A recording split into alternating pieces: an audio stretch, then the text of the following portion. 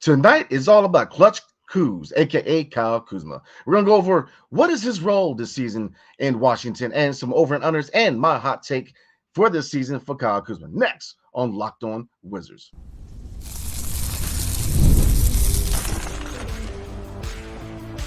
You are Locked On Wizards, your daily Washington Wizards podcast, part of the Locked On Podcast Network. Your team every day. What's up, everybody? It's your boy, Brandon Scott again, and I appreciate you guys making Locked On Wizards your first listen every single day. We are free and available wherever you get your podcasts and on YouTube, part of the Locked On Podcast Network, your team every single day. Tonight's episode is brought to you by Gametime. Download the Gametime app, create an account, and use promo code LOCKEDONNBA for $20 off your first purchase. Terms apply. Download Gametime today. What time is it? Game time, baby. Let's get into it, everybody. Tonight, we're going to talk about Clutch Kuz, a.k.a. Kyle Kuzma. What should his role be in the 2024 to 2025 regular season? We're going to take a look at some over and unders and my hot take for this year for Kyle Kuzma. So let's get right into it, everybody. Now, to take a look at his statistics from the 2023 to 2024 season, Kyle Kuzma did play in 70 games where he started all 70 games he participated in, 32.6 minutes per game.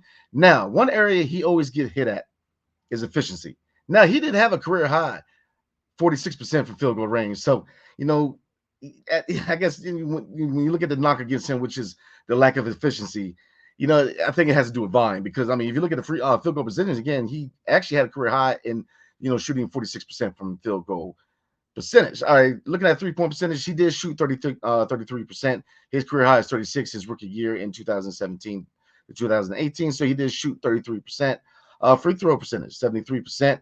Rebounds per game, 6.4, 2.7 assists per game, about half a steal, half a block, and he did average 22.2 points per game. All right, so let's get into it, everybody.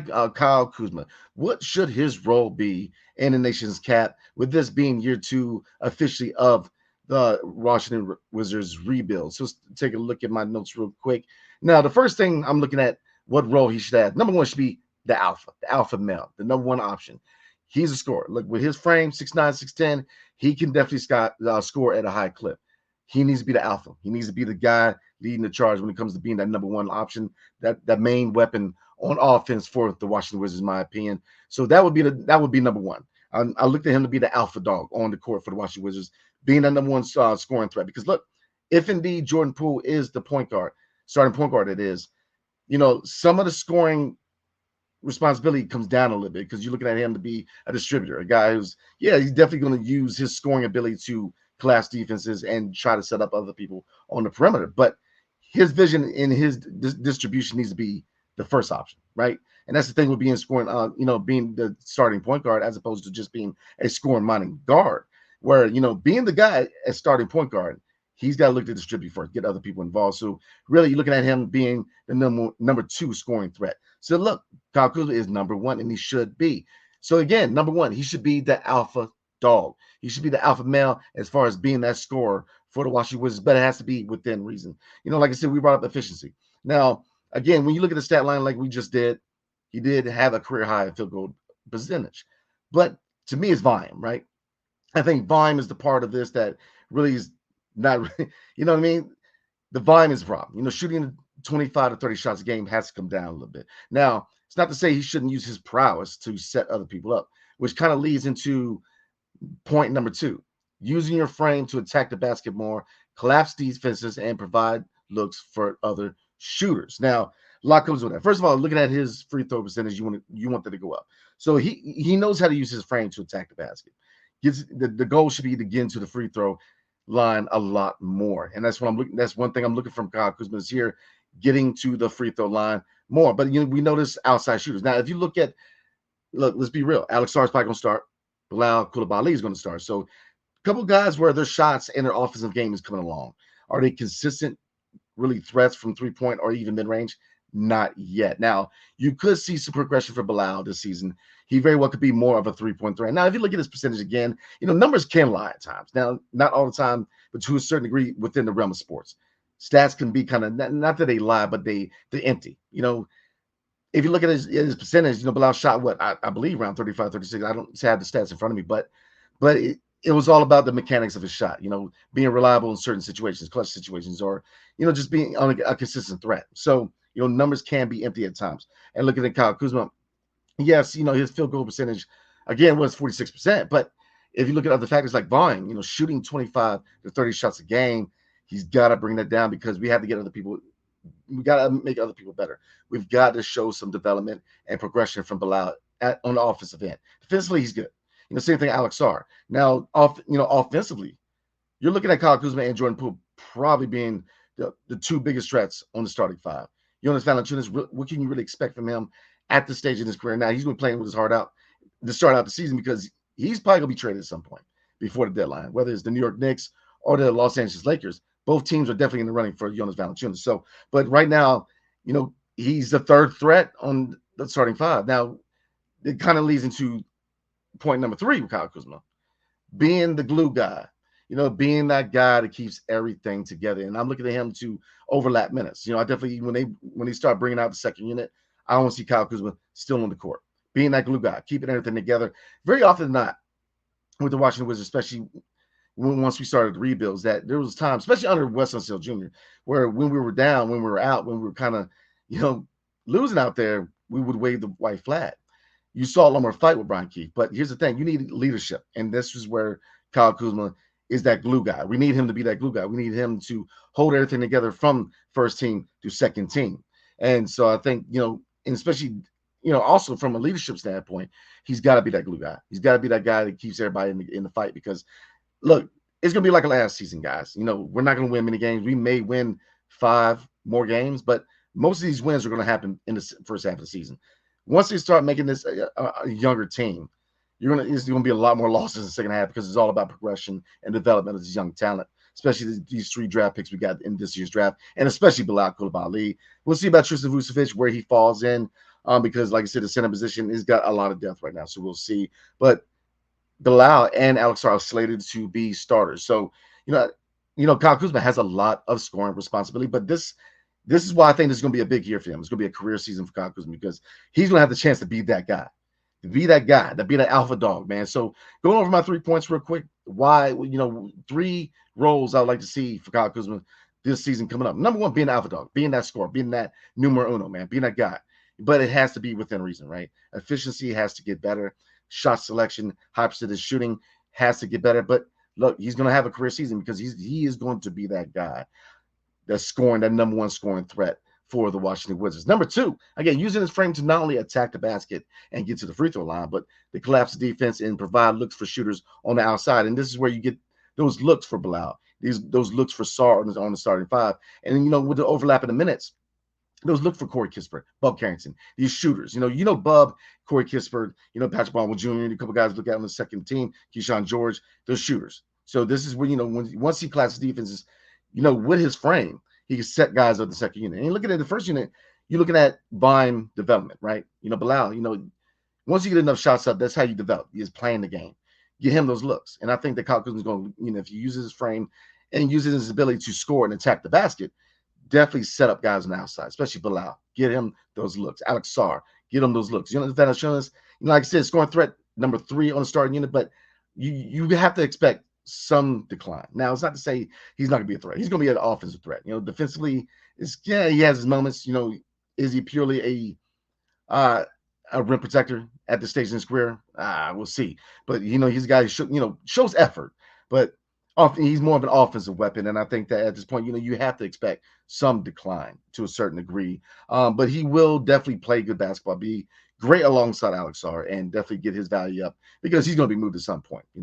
I think Will Dawkins did a good job grabbing him from the clutches of the Knicks and the Lakers and definitely got him on the cheap. And he's going to be able to get something back for him. And so I think that, again, General Manager Will Dawkins is cooking with oil, man.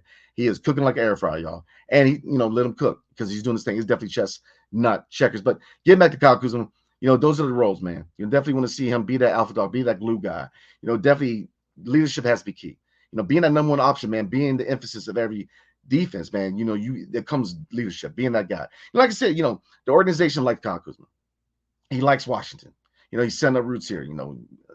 setting up restaurants, man, chain of restaurants. I know you did this, open up a new Mahana Fresh in Tom's River, New Jersey. So he's doing his thing business wise, man. He's definitely putting his roots into the DMV, the DC area, man. But here's the thing, with being that number one option, having so much leverage with the organization. If you look at, his potential trade to Dallas, that comes with responsibility. So leadership has to be key with other things such as scoring, being that threat, getting to the free throw line. So leadership is a big thing. And like I said, with the number three role, being that glue guy, he has to be that glue guy. And it really, to a lesser degree, should be that example for Jordan Poole to take the torch. Because at a certain point, you're going to have to move on from Kyle Kuzma. And Jordan Poole, he's a guy who's a French leader guy on his team. He's a young guy. He's got championship experience. He's a guy who, showed a lot of people, including myself, that he can take the pressure of being the focal point, not only of an offense, but of an organization. So, like I said, with responsibility, man, with power comes responsibility, is what I mean. So, again, you guys let me know about what his role should be. Do you agree? Do you disagree? We're going to get into some over and unders for Kyle Kuzma this season.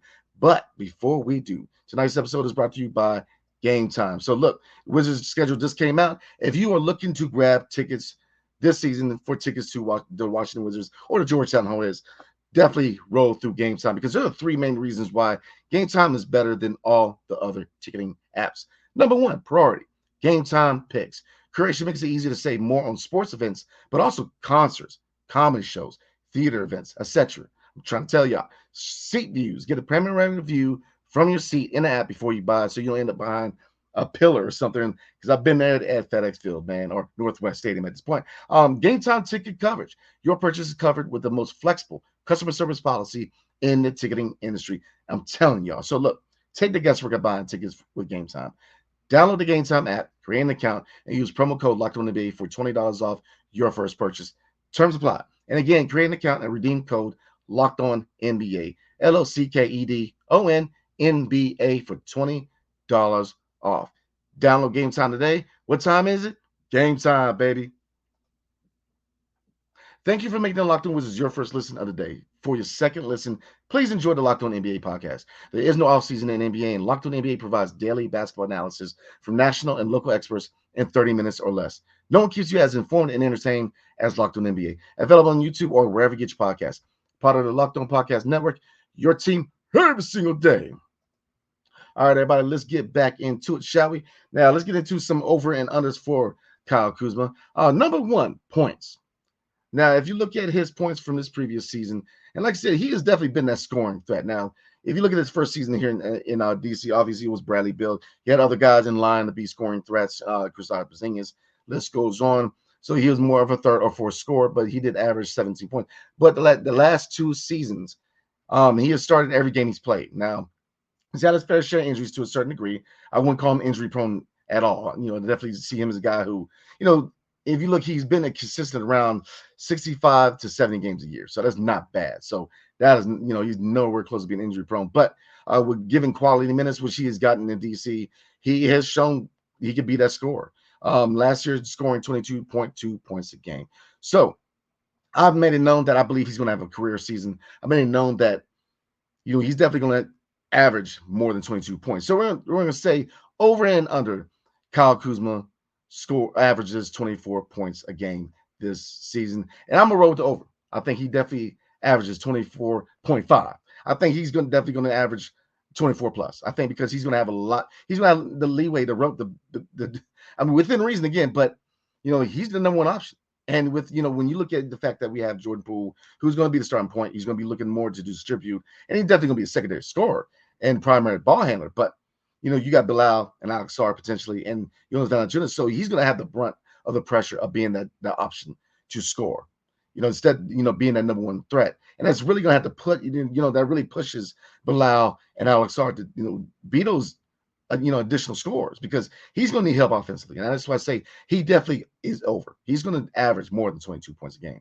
And that's what I'm saying. Because he's going to be the guy. Now, again, I definitely look at him overlap minutes and roll with the second team. And you have other options as far as scoring on the second team, a lot more than the first, in my opinion. Corey Kispert is proven he can be that scorer in the NBA. I mean, Bob Carrington, I think he's going to be a really good scorer. So, like I said, he's going to have his opportunities to be that guy. But I think he can definitely be a solid addition and be that glue guy for the second unit when they overlap those minutes. So I'm going over. I'm going to say, he definitely averages more than 24 points a game. All right, rebounds. Now, again, looking at this previous season, Kyle Kuzma did average, where we at? My bad. 6.6 rebounds a game this previous season. So over and under, he averages 7 rebounds a game. And I'm going to say under. I'm going to say he averages around 6.5, right where he does. I mean, because like I said, he's going to be very, you know, active on the perimeter. I mean, we know at times, can he rely on his jump shot a lot? Yes, but with being that number one scoring option, he's going to be on the perimeter, man. So I think that rebound numbers are going to be right where they are now. I don't see him being very active in rebound. Now, he will attack the basket, and he will be active in rebounding. And I do hope it's over. Let's be real. But I think he's going to be under. Like I said, he's going to be all, mid-range, 3-point. He's going to be very active scoring. And yes, he's going to attack the basket, but, he's going to be small forward. He's not going to be a power forward. So, his time in the paint is going to be lessened with him being on the wing. And that's why I think that it's definitely going to be under. So let's take a look at the third one. We got a couple more. Over and under field goal percentage from the previous season. So previously, again, Kyle Kuzma did shoot 46.3 or 46% from field goal range. Now, do I think, will it be over or under? And I'm going to say under. Because look, do you want to see some progression as far as efficiency? Yes, you want to see him be more of an efficient shooter, efficient scorer, efficient player overall, right? But look, being that number one guy, efficiency does take a hit. And I think that's definitely going to be under. I think he's going to shoot less than 46%. Because again, he's going to have a lot of volume. And like I said, I know the organization does, I know the fan base does, want him to be a more efficient player. Definitely with the volume. Definitely shoot a lot more high percentage shots. Definitely utilize the shot clock. That's more on JP13 than Kyle Kuzma. But again, with him potentially overlapping minutes with the second unit, you look at him to be a secondary ball handler. Kind of like in the Denny Avia mode, which is being that secondary ball handler after the point guard. So, like I said, I'm going to go under. I think that there's going to be, efficiency often takes a hit when you're that number one option. We've seen that with Kyle Kuzma, where not so much with the percentages, because again, with the percentages, in his previous season, he shot 46%. Then the year before, 44, then 45. So he's hovered around 45%. So not bad when league averages for around 45%. So yeah, when you look at him, and a lot of people have to complain that, he's inefficient. It has to do with volume, the amount of attempts. So definitely bring the attempts down, but definitely want to see him be a more efficient player. And I think he will. But I think he's going to hover around 45%. So I'm going to say under, but not a terrible under. You know what I'm saying? So let's get into the last over and under 3-point percentage from this previous season, which was, drum roll, please, 33%. Now, and it's going to be over or under. I'm going to say over. I'm going to say that he's more efficient 3-point wise. I think that he's going to take it serious. He knows that for this team to get better, with him being on the roster, he has a team-friendly contract, and he's looked at as a leader. He's a guy who's set roots here. He's a guy who wants to be here. But again, with power comes responsibility. He knows that he has to change things about his game, because that's a question I've asked Kyle Kuzma. Straight from the horse's mouth. He knows that he has to change his game to a certain degree for other guys to progress and develop while he gets his. And so he knows he definitely wants to get his. He's a scoring-minded guy. He's a guy who's definitely going to have a career season. He's going to eat on the wing, man. But he's got to evolve a little bit and find ways to get other people better. Because look, the first priority really is developing young talent. This is a rebuilding team. So, yes, you got veterans on the contract who are going to play high-quality, high-level basketball in Jordan Poole and Kyle Kuzma, and rightfully so. They will. They're going to eat. But in a rebuild, you have to develop. Brian Keith, the reason he is here as head coach, because he is known to have one of the most immaculate resumes when it comes to developing young talent and developing them to a high level. So, you have to, minutes have to be allotted to be allowed in the starting five. Same thing with Alex Sarr, and definitely the second year. And that's why I think that, getting back to my third role for Kyle Kuzma, being that glue guy, he carries a lot of importance with a second unit, because a lot of young guys on the second unit that need leadership. They need a guy that's going to be that glue guy to keep everything together. So I think there's a lot of responsibility that's going to be placed on Kyle Kuzma, but rightfully so, because again, with power comes responsibility. And you want to be that guy, you've got to help these young guys develop at the same time. Because again, his contract is team friendly, not only for the Wizards, but for other teams who want to add some talent and don't want to break the bank to do so. So, look, he's got roots here, but kind of leads into the next point, guys, which we're going to talk about my hot take with Kyle Kuzma this season coming up. But before we do, tonight's episode is brought to you by BetterHelp. So look, guys, it's only going to be a long season with the Wizards this year. If you feel yourself getting down with the Wizards play, man, definitely, I definitely recommend BetterHelp because you got to get things off your chest, right? There's going to be a long rebuild, but seriously, look, um, we live in an era where it's becoming more and more receptive to talking to counseling, right? Talking to somebody about your troubles. Where there was a time where it was kind of taboo. It's not like that anymore. If you need somebody to talk to, definitely consider BetterHelp. So look, if you're thinking about starting therapy, give BetterHelp a try because it's entirely online, designed to be convenient, flexible, and suited to your schedule. All reasons why people are kind of hesitant to get into counseling. But look, it's to your schedule. When you want to go in, you go in because it's entirely online. But what else? Just fill out the brief questionnaire and get matched with a licensed therapist and switch therapists anytime for no additional charge. Again, good reasons why you should definitely consider BetterHelp. So look, rediscover your curiosity with BetterHelp. Visit betterhelp.com/LockedOnNBA today to get $10 off your first month. That's BetterHelp, HELP.com/LockedOnNBA. All right, everybody, let's get back into it. Let's go ahead to the final portion of the night. We're going to talk about my hot take for Kyle Kuzma this season. Let's get into it, man. Hot take, man. All right, my hot take is Kyle Kuzma, or AKA Clutch Kuz, will become a reserve all-star this year. And I think that he will bring his value up to the point where you will get your asking price of 2 first-round picks. But here's the kicker. It comes with either an expiring a really high salary expiring contract, or it comes with a bad contract. And you're looking at the years 2027 and 2028 of the year of the picks you're going to get in return. They're not going to be for 2025, and they're not going to be for 2026. They're going to be around 2027, 2028. So that's my hot take. He will be an all-star this year. He will be a reserve all-star, and he will boost. And like I said, I think he's going to have a career season that's going to lead to his scoring average going 24 plus. But with that, his value will come up. They will get the asking price for 2 first-round picks, but they will be for the years of 2027 and 2028, and it will be for an expiring contract that is a high salaried one or a bad contract. So you guys let me know what you're thinking in the comments section, man. That's my hot take for Kyle Kuzma this season. I think my man Clutch Kuz is going to have a career season. And like I said, the organization likes him.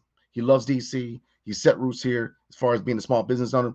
Definitely love to see that, man. Definitely wish him all the success in the world in his future endeavors as a businessman. But you know what? Like I said, looking at this contract, he's a guy who, number one, you can see him being moved at some point. Number two, you very well can see him play his contract out. That's the thing. It's a cheap contract. And like I said, I've been an advocate to get value for Kyle because I believe he's a player that does have value. When people think about saying, we should move this player, people kind of get butthurt. But it's like, I'm saying there's value. Not everybody has value to be traded for something. And to say he has value, he definitely has value. He's been a really good player in DC. He's been a player who has gotten better every year. Now, there are some things that you want to improve. Obviously, efficiency is one of the biggest things. But he's a guy who's been a scoring threat for this team. He's shown leadership. He's a guy who he's a fan favorite.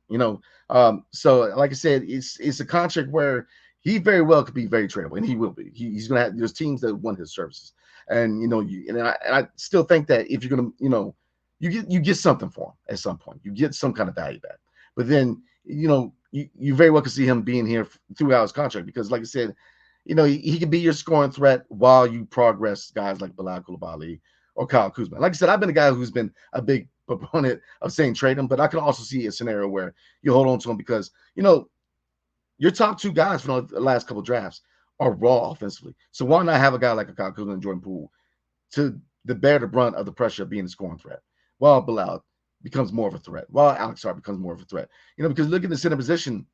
Jonas is not going to be the same Jonas from Memphis or New Orleans, man. And same thing. Rashawn Holmes is not going to be a guy where offensively you don't get much contribution. Marvin Bagley, yes, is a guy who is a 3-level scorer, but he had injury concerns, and then Tristan Vucevic is very raw. So, Kyle Kuzma has to be the guy for the next couple of years to take the brunt of a lot of pressure being a scorer. And that's what I'm saying, that, as time goes on, it's looking more and more of that. It's more 75% that, he could be here for the rest of his contract, and 25% he could be traded. But I'm a guy who, again, I look at things through the lens of a general manager. And you have to get some value for a guy like Kyle Kuzma because he's been a great addition here in DC.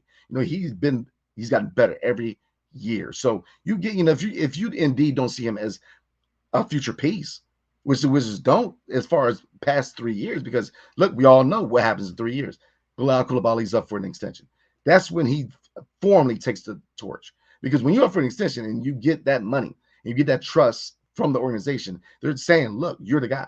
You're the guy. So, like I said, 3 years seems to be the timeline when things really start to get kicking and start getting cooking, man. So, like I said, he's a guy that you don't necessarily need to move because somebody's got to be that scorer. And right now, Bilal's not in the place where you could put him in the fire and see progression. He needs, confidence in the name of the game. Not only with him, but Alex Sarr, a young guy who got caught a lot of L's in the summer league, man. I mean, he did have his struggles, but people were very quick to, kind of count him out. And I'm, trying to tell you guys that Alex Sarr has potential that's through the roof, man. So, like I said, looking forward to talking to these guys at Media Day. And like I said, we have a lot to talk about this month because this is really the last month of the off season. Once we get in October, things start to ramp up. Media Day, training camp, preseason. We're getting close to y'all. So tomorrow we are going to, or not tomorrow, but Wednesday night we're going to talk about Jordan Poole. What will his role be in DC? What parts of his game does he need to kind of fine tune for this team to hit the ground running? So we're going to look at his role, some over and unders, and my hot take for JP13 the season coming up. So again, hope everybody had a blessed and safe weekend. You guys stay blessed. Have a good night. And I will see you guys Wednesday night. Hail to the Wizards and peace.